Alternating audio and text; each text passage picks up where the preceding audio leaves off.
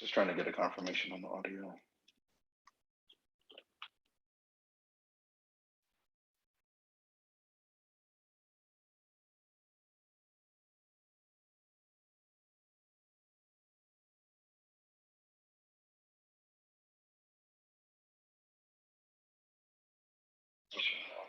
All right. It finally came through. I was like, where is this thing? Okay. So yeah, what you guys get is the raw edit. I usually don't edit this stuff. I know I should, but I just don't. That's not, I don't know. I just don't do it. I'll do it at some point eventually. Okay. Welcome YouTube. This is Beautiful Mind, and this will serve as our full lecture for Calculus for Business. We're continuing chapter 3 on applications of differentiation, and this is section 3.4 optimization, finding absolute maximum and minimum values. A few objectives. We'd like to find absolute extrema using maximum minimum principle 1 and find absolute extrema using maximum minimum principle 2. Definition, or a few definitions. Suppose that f is a function with domain I, then f of c is an absolute minimum if f of c is less than or equal to all f of x for all x in the interval I. So the absolute min, and then f of c is an absolute max if f of c is greater than or equal to all f of x for all x on that interval I. Okay.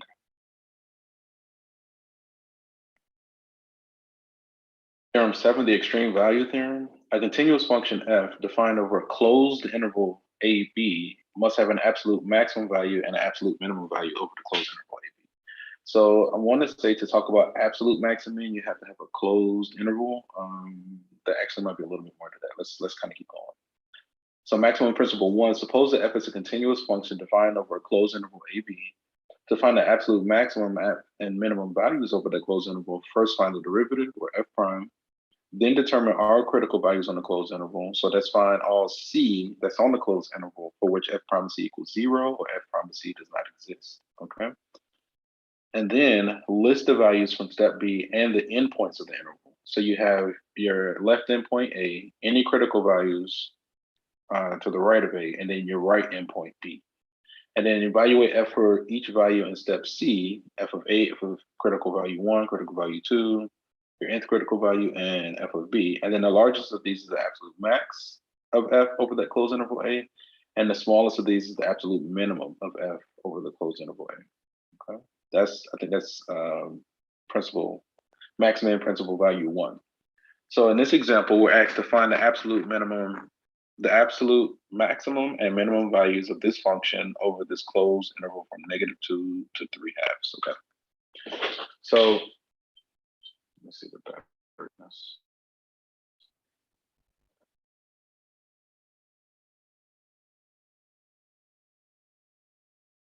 So the first thing that we want to do, we want to find the derivative, right? So we want to find f prime and find all the critical values that's on this closed interval.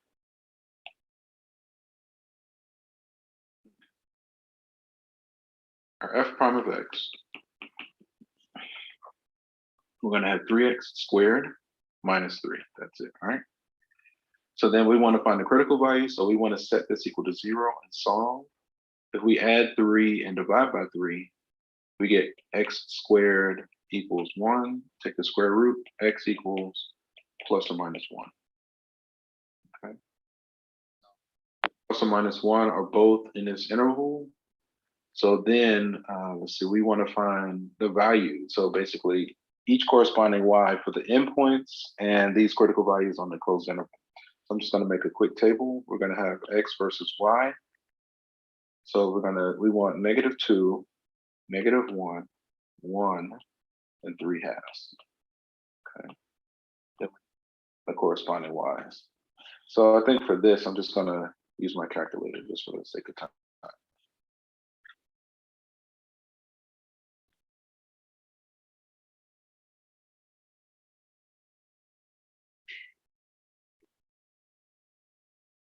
The makeup lecture that I owed you guys a while ago. I mean, last week, but it's fine. That's why it's remote asynchronous, so we can kind of, but shift the time like this a little bit, just a little. Okay, so what I'm going to do in my upper left-hand corner, I'm going to put my y equals. So I'm going to input the original x cubed, or x to the power of 3 minus 3x plus 2. Okay. I'm gonna find each corresponding. I could look at the table, but I like to use the variables. It's basically like plugging in your x and finding the corresponding y. So for instance, when x is -2, the corresponding y is 0. Those are things that we found. Let's put that in purple.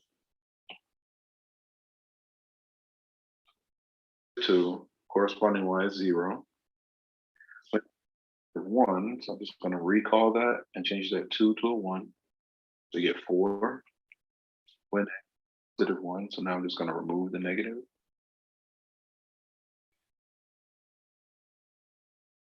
3/2, so I'm going to change this to 3/2.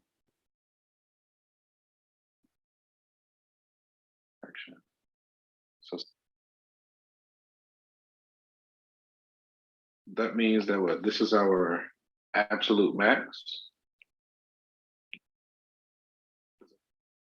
y value, and it looks like we have 2 absolute mins, because the lowest looks like a 0. Absolute minimum min values are like, it's 2 of them.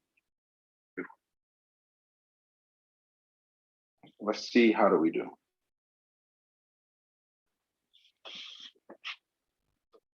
Prime, I think we got the same thing. Note that f prime exists for all real numbers, so then they get plus or minus 1, okay? So then we got our 2 critical values along with the endpoints. We found the corresponding y's. I think we got the exact same thing that we did. So thus the absolute max is going to be 4, which occurs when x is 1. The absolute min is 0. It occurs when x is 2 and 1.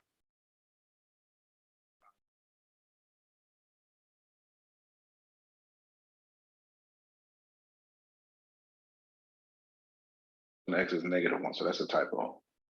So this should be a -1. Let me just go ahead and change this when x is -1 there.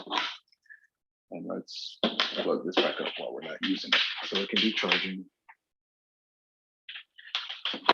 Yeah, man, I'm on a serious like inner quest, just using a lot of unorthodox, unconventional techniques on myself for like just discovery and finding my own rhythm.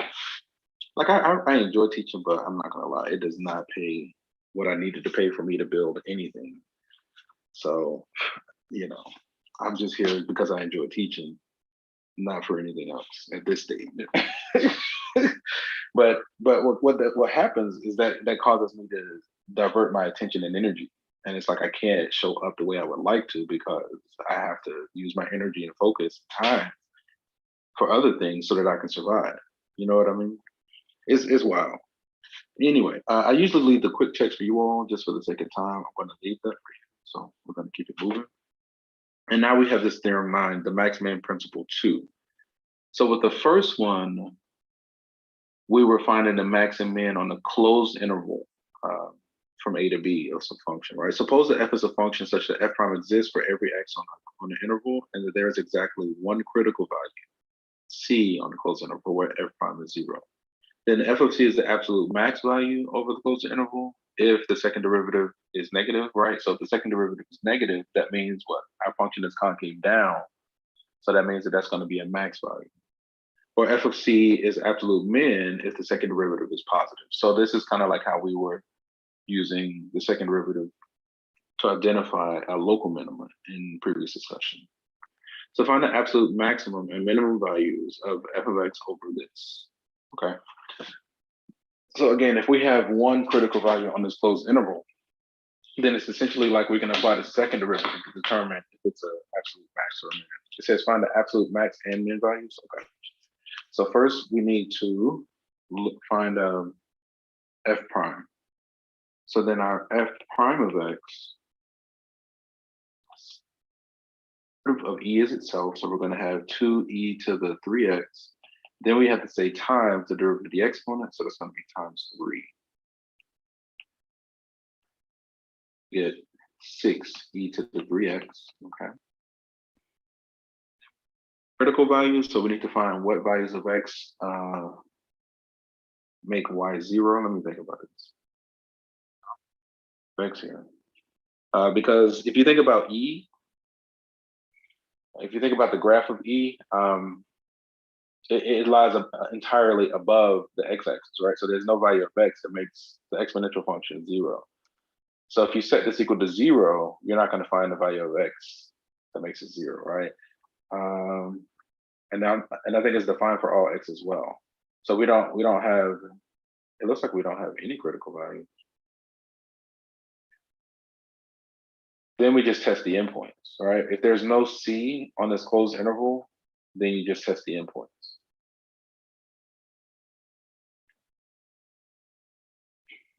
Let's see. For X and Y again, and we're just going to test -2 and 1/2.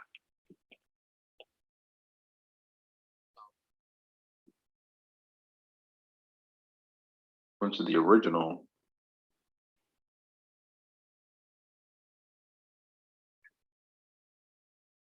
The 6 or 2 over e to the 6.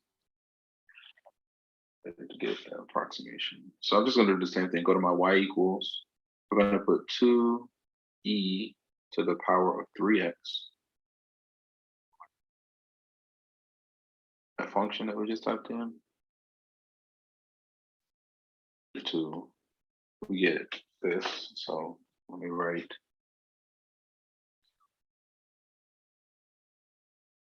9575044. I'm just writing the long decimal, and I'm going to just shrink this down.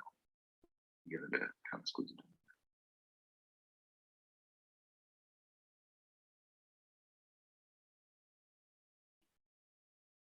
And then when x is 1/2, so we're going to half, we get 8 point something, right? We get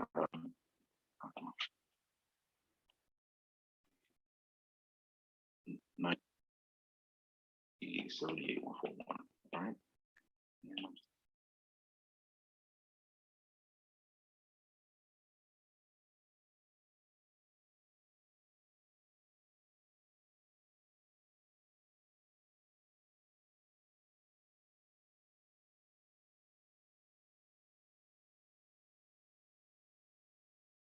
So then I think that's it, right?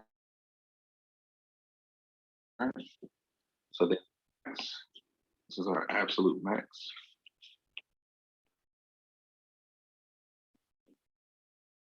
Okay.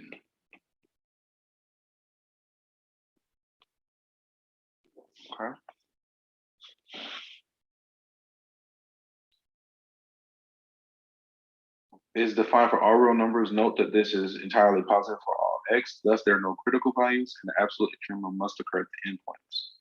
So then the 0.05, which is what we got, and that, right? So that's it. Is the 8.963 when x is 1/2, and the absolute min is approximately 0.005 when x is -2. Okay, that's fine. Find the absolute max and min values of, find the absolute maximum and minimum values of this. Let's see.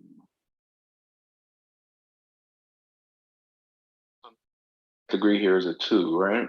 So that means we're working with the parabola. So before we even begin, now with all of our discussions before, we were working absolute max and min where we were working on a closed interval. Notice there's no closed interval here, right? So then what that means, we still find that critical values, but we might not have an absolute max or absolute min for one or the other, right? And like at first glance from college algebra, right? The highest degree is a 2, so that means we're working with a parabola. The leading coefficient is negative, so that means the parabola is opening downward, right? If the parabola opens downward, that means we're going to have an absolute max and no absolute minimum, right? Because it'll go down forever. But in this case, we should have an absolute max. That's just using college algebra. So let's go ahead and find our derivative of x. That's going to be, I'm going to write it as a -2x plus 4. Our critical values by setting this equal to 0. If we subtract 4 and divide by 2, x equals 2. We get 1 critical value, right? And again, this should be our absolute maximum. So we have 1, so we can use a second. We can look at the second derivative. If we look at the second derivative, right, that's going to be what? F double prime of x is going to be -2. So no matter what x value you choose, our function is going to be concave down, which means that this is the absolute maximum. So we get, and so let me see.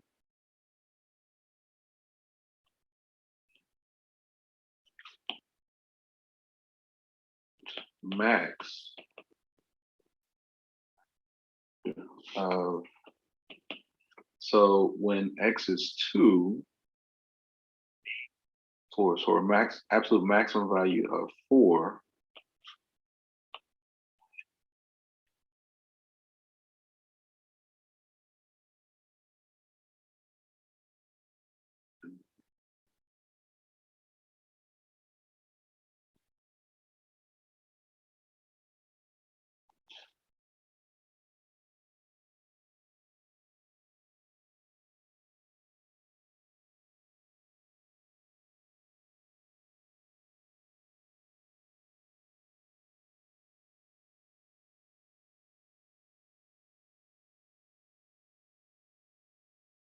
the maximum value of 4 when x is 2.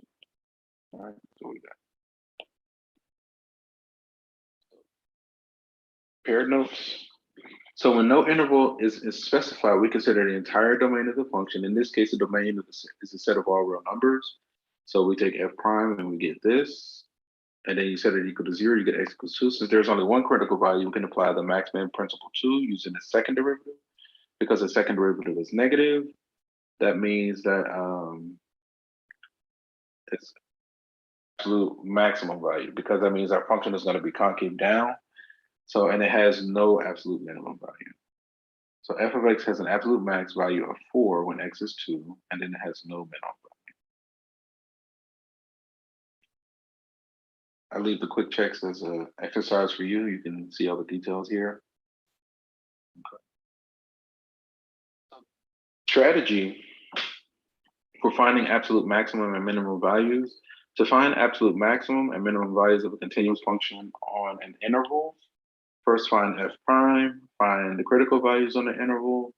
If the interval is closed and there is more than one critical value, use maximum principle 1, all right? If the interval is closed and there's exactly one critical value, use either maximum min principle value 1 or max min principle 2. And f double prime, use max min principle 2. Okay. Does not close, such as all reals, or these are some other examples where you have open intervals, and the function only has one critical value, use max min principle 2. In such a case, if the function has a maximum, it will have no minimum. If it has a minimum, it will have no max. Okay. Maxima and minimum values of this function on this open interval. So we can't test the endpoints. Okay. Let's go ahead and find our f prime. Okay. So then our f prime, the x is 5. Now we got this 35 over x. That's the same as 35 times x to the -1. So that means that -1 can come down. 35 persists, and then we're going to have x to the -2. Okay. Any x that makes this either 0 or undefined, so we want to set this equal to 0 and solve. I'm going to add that 35, so then we get, actually, I'm going to leave it on the left. Bring down my equal sign, I'm going to subtract 5 from both sides, and I'm going to rewrite this back. We get -35 over x squared, right? To do all this. Make this, well, actually, subtract 5 on both sides. Let's see, we could cross multiply and multiply both sides. We can multiply both sides by like -x. So then we'll get something like 5x squared equals 35. We'll continue over here. By 5. Can we do this? Well, let me think about this.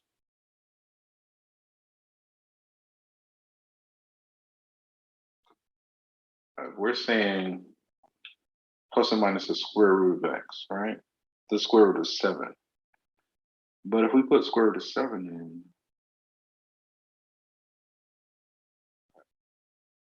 okay, let's keep going.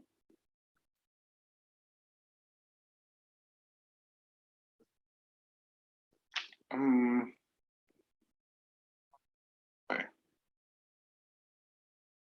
Like lead us astray. I mean, we can keep going and we can justify some things, but instead what I'm gonna do, I'm gonna go back and rework this.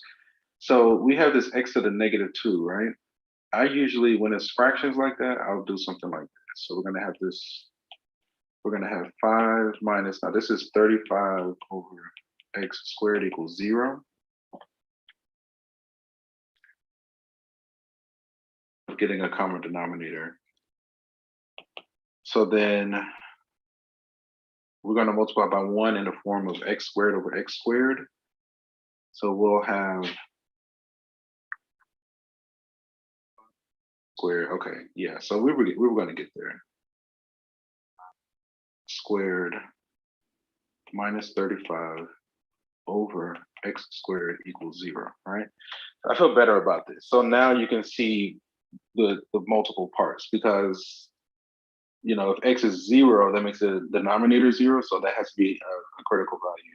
And then also we need to set the numerator equal to 0. So I feel better about doing it this way, so it's clear that we're not missing anything. So one part, we're going to set the numerator to 0 and solve. Now if we set the numerator to 0 and solve, we'll have something like 5x squared equals 35. X squared equals, what is that, 7. So then x equals plus or minus the square root of 7, all right?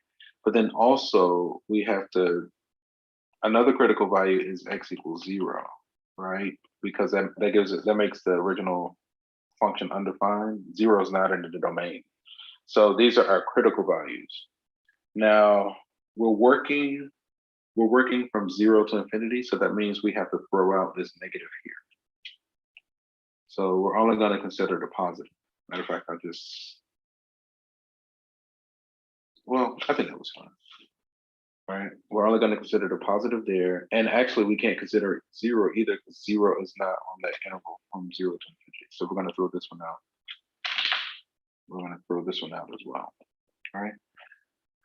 So on the interval from 0 to infinity, we got one critical value. So then let's look at the second derivative. Let me add a page. I was trying not to add a page. So since we got one critical value,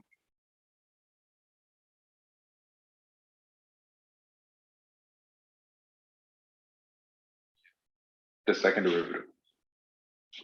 So then the second derivative is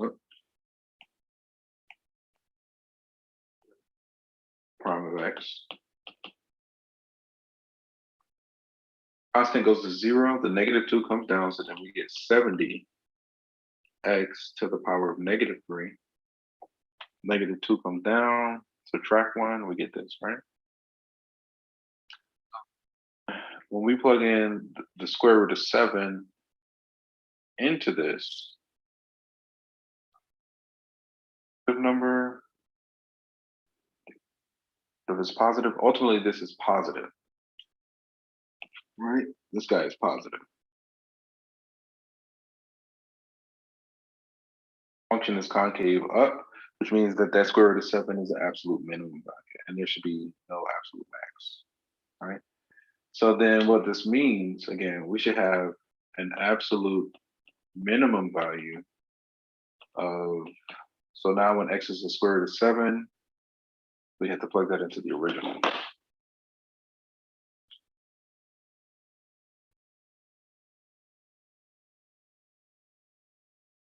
X plus 35 over x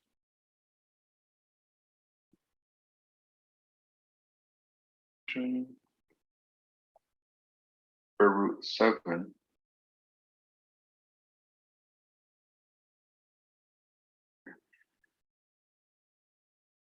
at 26.46.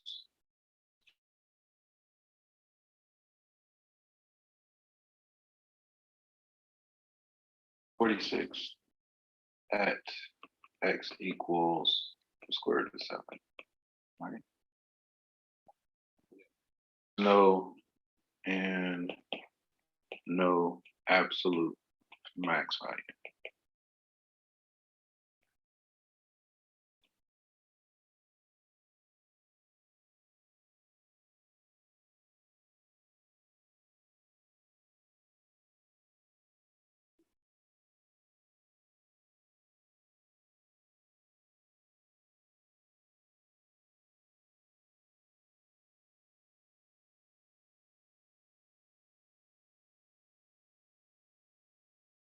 And of this, when x is square root of 7 and there's no absolute maximum value. And actually, I think I'm gonna shrink all this. Put it on page.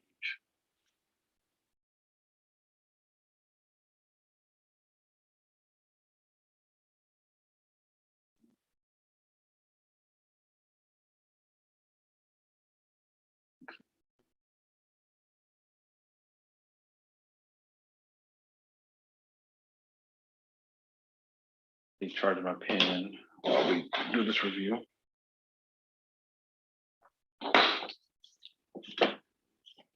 So then f prime, we get this. Since f prime exists for all x on this interval, only critical values are those where f prime is 0.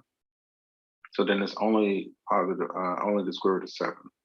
So the interval 0 to infinity is not closed, and the only critical value is the square root of 7. Thus, we can use maximum principle 2 using the second derivative.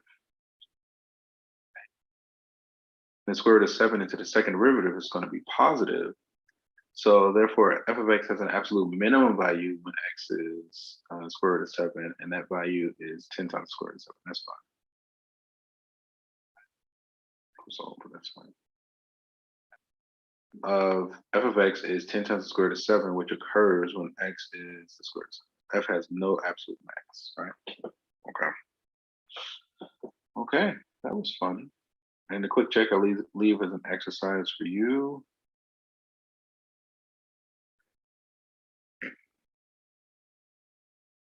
Minimum of a function f is a value f of c such that f of c is less than or equal to all f of x for all x in the domain.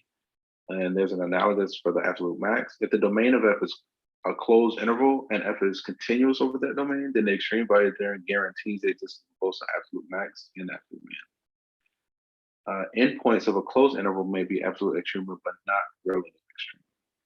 If there's exactly one critical value c such that f prime is equal to 0 in the domain of a function, the maximum principle 2 may be used. Otherwise, maximum principle 1 has to be used. Okay. And on that note, we're going to end the session here. And from one beautiful mind to another, enjoy the rest of your day. Take care, guys. Peace.